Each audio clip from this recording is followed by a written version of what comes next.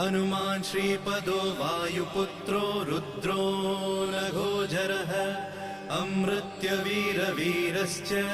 ग्रामवासो जनाश्रयः धनदो निर्गुणः शूरो वीरो निधिपतिर्मुनिः पिङ्गाक्षो वरदो वाग्मी सीता शोकविनाशकः शिवः शर्वः व्यक्तो व्यक्तो धराधरः पिङ्गकेशः पिङ्गरोमा श्रुतिगम्यः सनातनः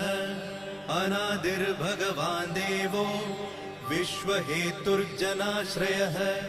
आरोग्यकर्ता विश्वेशो विश्वनाथो हरीश्वरः भर्गो रामो रामभक्तः कल्याणप्रकृतिस्थिरः